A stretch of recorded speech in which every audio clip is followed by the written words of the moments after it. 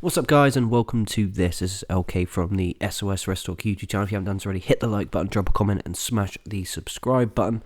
On this show, we're going to be talking about the documentary series, which airs on Vice. I managed here in the UK to stream this because it's a pirate's life for me. I managed to grab hold of a copy, and I watched this afternoon, and I've watched lots of these styles of documentaries. What I'm referring to is on WCW. We've seen the rise and fall of WCW DVD documentary. Then there's been the Monday Night Wars. It's been done to death, alright? But there's a difference in this one. This one isn't produced by the WWE. This is an independent. It's produced by Dwayne Johnson, aka The Rock.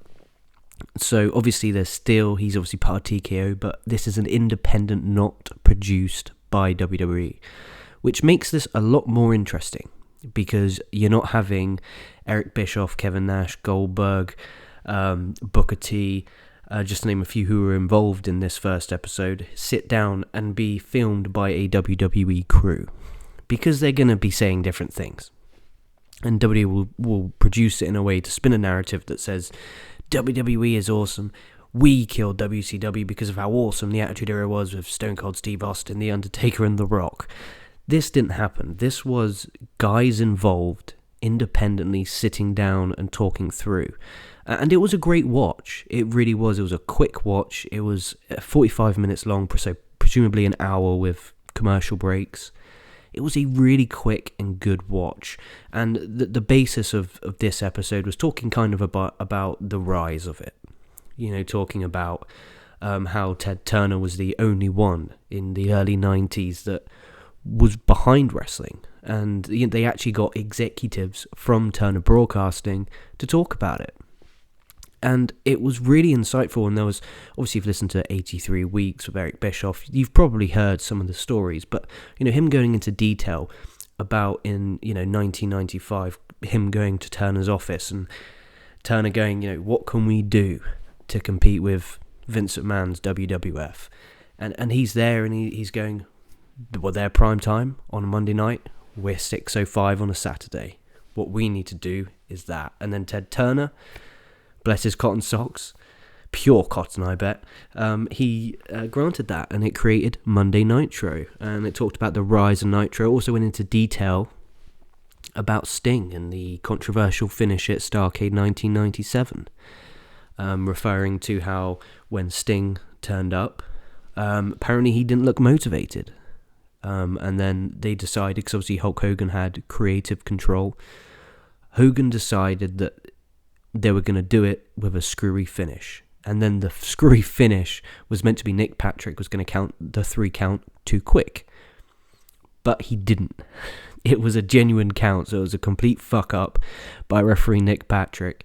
And I can't remember the episode. I listened to this a while ago. I was on a train and I listened to the 83 Weeks with Nick Patrick. He was a guest. He was talking with Eric Bischoff about this incident.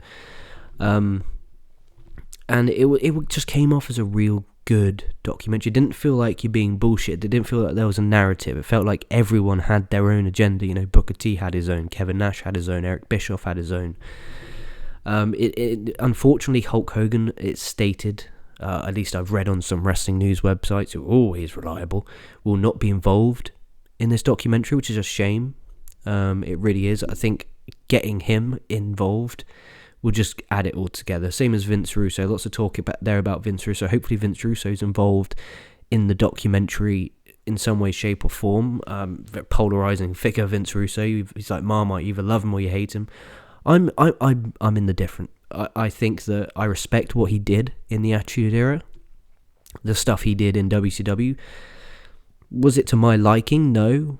But viewership, if you look at the reports and actually analyse the reports, it actually does show that when Russo was in charge of WCW and writing it, they were going up. So it's hard to argue against facts.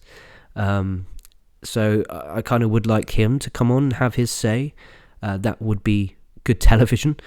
But who knows? I don't know how many episodes there will be, but I really enjoyed this series. I just wanted to come on here and give you guys my thoughts, and that you should watch this documentary.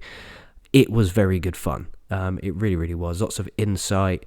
It was just a super quick watch and really, really entertaining.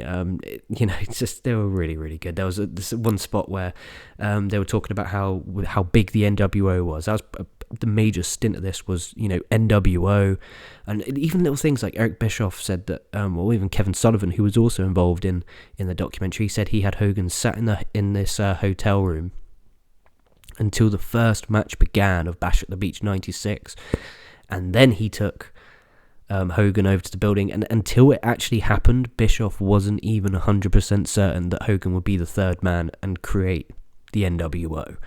So it was just really insightful. Even if you've heard the stories before, seeing it on screen, it all flowed together really nicely, and I'm looking forward to watching the next episode. So please, guys, go over here to check this out. It's on Vice.